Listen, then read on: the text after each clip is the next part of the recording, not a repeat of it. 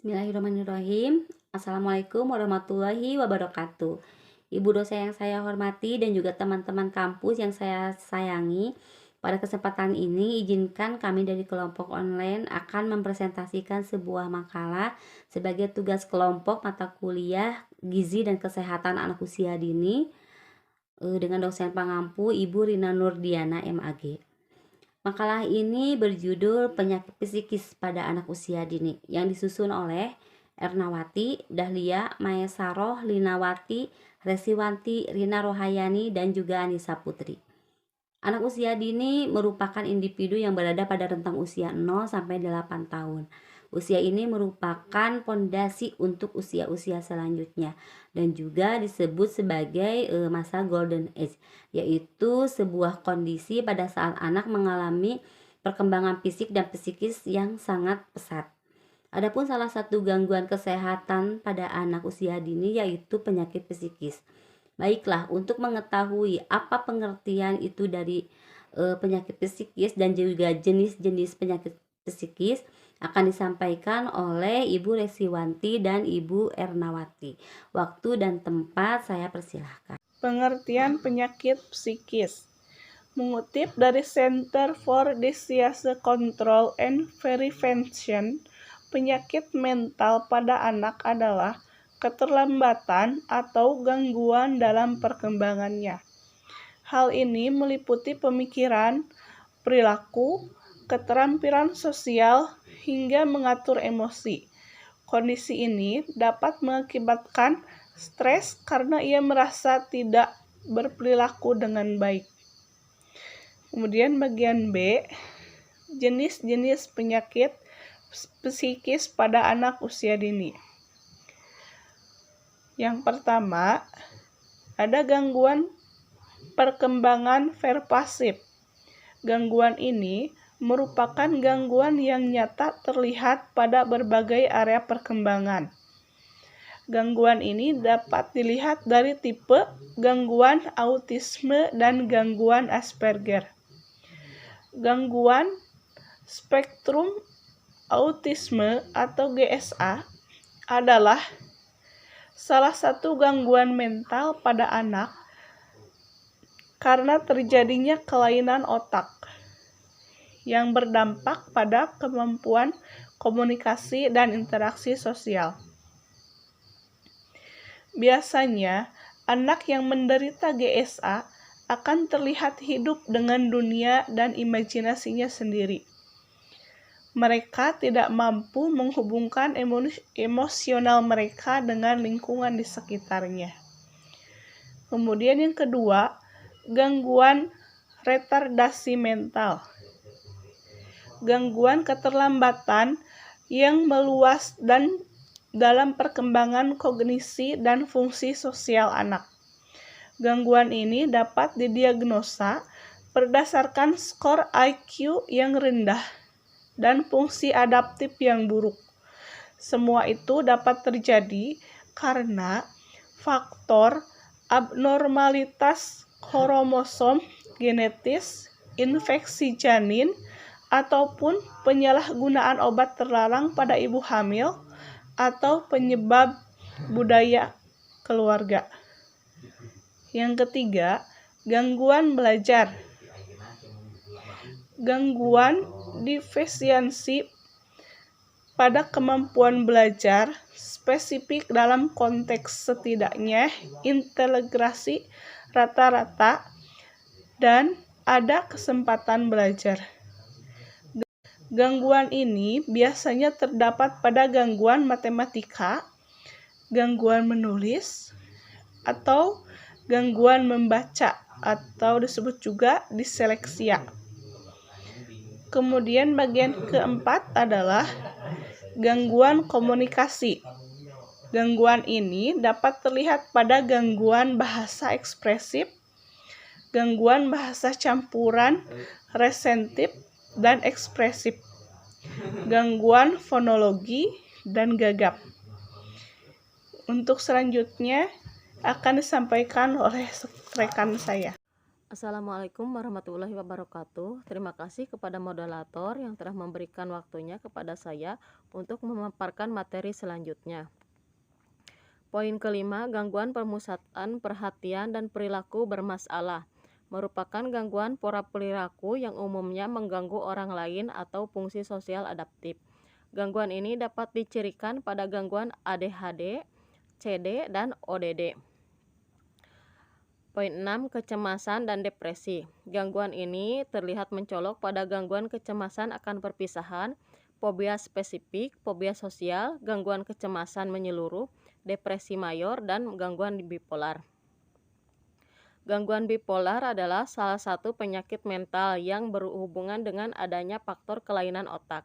Hal ini dapat menyebabkan perubahan mood dan pergeseran yang tidak lazim di tingkat energi dan aktivitas yang dilakukan anak. Anak yang mengalami bipolar bisa mengalami episode mania atau episode depresi. Saat anak memiliki episode mania, maka anak akan terlihat memiliki banyak energi dan akan lebih aktif dari biasanya. Kemudian ada episode depresi, yaitu anak akan terlihat selalu tidak bersemangat dan membuat anak merasa sangat terpuruk pada apapun yang sedang dikerjakannya. Gangguan bipolar pada anak tidak dapat disembuhkan, tetapi ibu bisa membantu anak untuk belajar mengatur perubahan moodnya dengan baik.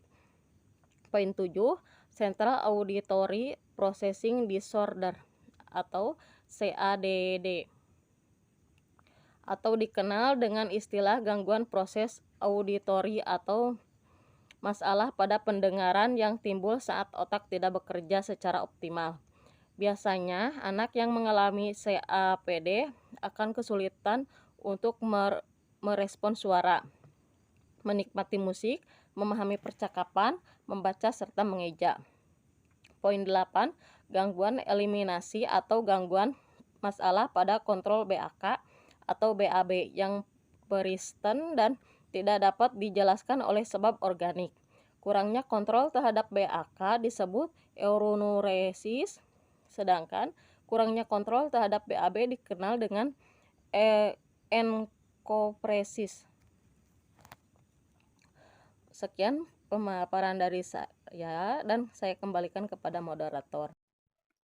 Terima kasih kepada Ibu Resiwanti dan juga Ibu Ernawati yang sudah memberikan paparannya. Baiklah, untuk selanjutnya kita akan membahas tentang gejala gangguan mental pada anak usia dini yang akan disampaikan oleh Ibu Dahlia dan juga Ibu Anissa Putri. Waktu dan tempat saya persilahkan.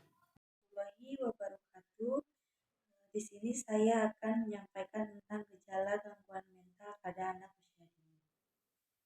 Berikut adalah beberapa gejala atau tanda penyakit mental yang mungkin terjadi pada anak usia dini. Yang pertama, perubahan perilaku. Perubahan perilaku merupakan tanda munculnya penyakit mental pada anak yang tergolong mudah disadari melalui aktivitas sehari-hari baik di rumah maupun di sekolah.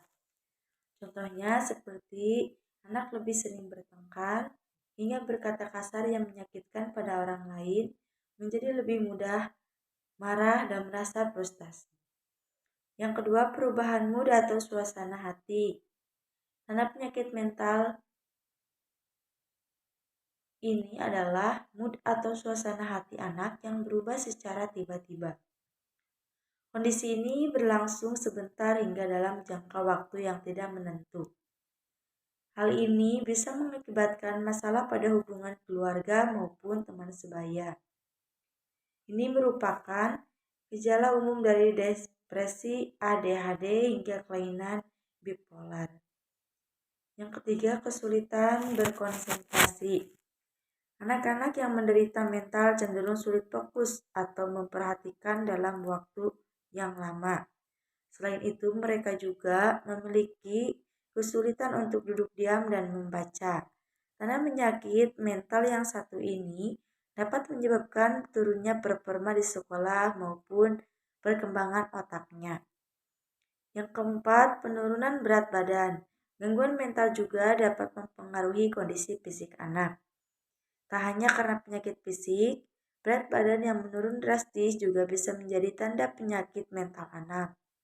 Gangguan makan, stres, hingga depresi dapat menjadi penyebab anak kesulitan kehilangan nafsu makan, mual, muntah yang berkelanjutan. Untuk poin nomor 5 yaitu menyakiti diri sendiri. Saat anak mengalami kekhawatiran serta rasa takut berlebih, perasaan ini dapat berujung pada keinginan untuk menyakiti diri sendiri. Biasanya ini menjadi akumulasi dari perasaan stres serta menyalahkan diri sendiri. Karena gangguan mental juga mengakibatkan anak sulit mengenali emosinya. Untuk poin yang ke-6, muncul berbagai masalah kesehatan. Penyakit atau gangguan mental juga ditandai dengan adanya masalah kesehatan. Misal anak mengalami sakit kepala dan sakit perut yang berkelanjutan. Mungkin ini tanda gangguan mental saat anak mengalami depresi karena kesepian atau sulit mengenali rasa sedih. Yang terakhir yaitu poin ke-7, perasaan yang intens. Anak-anak kadang mengalami takut yang berlebihan tanpa alasan.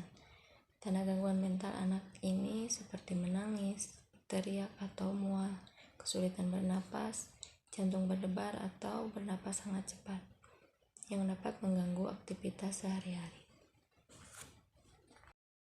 Untuk selanjutnya yaitu penyebab gangguan mental pada anak usia dini yang akan disampaikan oleh Ibu Linawati. Waktu dan tempat saya persilahkan. Assalamualaikum warahmatullahi wabarakatuh. Alhamdulillahirrabbilalamin. Terima kasih kepada moderator yang telah memberikan waktunya kepada saya. Saya di sini akan memaparkan tentang penyebab gangguan mental. Faktor kesehatan, riwayat genetik, penggunaan obat dalam durasi cukup panjang, masalah saat hamil, bahkan lingkungan sekitar seperti keluarga atau tempat bermain bisa menyebabkan penyakit gangguan mental. Belum diketahui secara pasti apa yang menyebabkan gangguan mental, namun kondisi diketahui terkait dengan faktor biologis dan faktor psikologis. Faktor biologis yaitu diantaranya 1. Gangguan sel salap di otak, 2. Infeksi misalnya akibat bakteri Streptococcus, 3. Kelainan bawaan atau cedera pada otak, 4. Kerusakan otak akibat terbentur atau kecelakaan, 5. Kekurangan oksigen pada otak bayi pada saat persalinan, 6.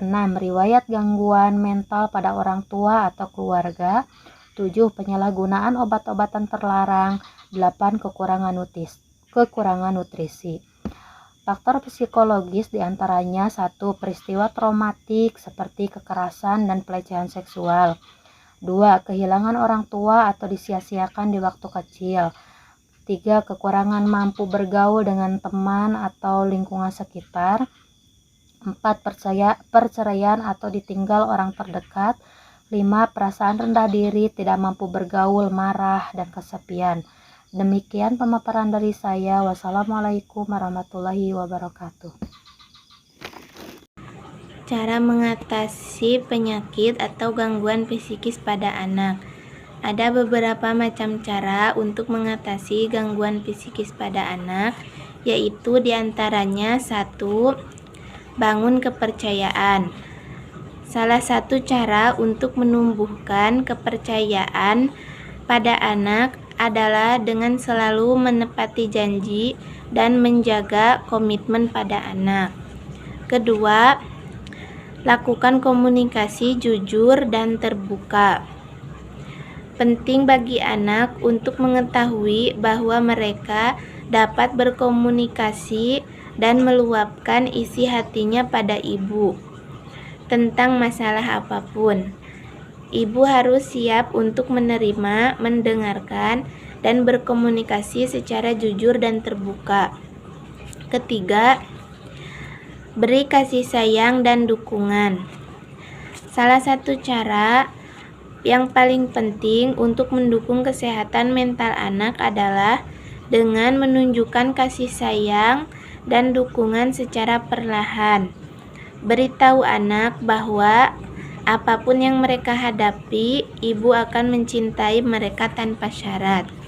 Yang keempat, Tingkatkan rasa percaya diri pada anak. Anak yang percaya diri cenderung lebih mandiri, berpandangan yang baik, dan bangga pada diri sendiri. Kelima, melatih anak mengelola emosi. Orang tua harus menunjukkan kepada anak cara meredakan dan mengelola emosi sehingga mereka dapat mengatasi kesulitan yang muncul di kemudian hari.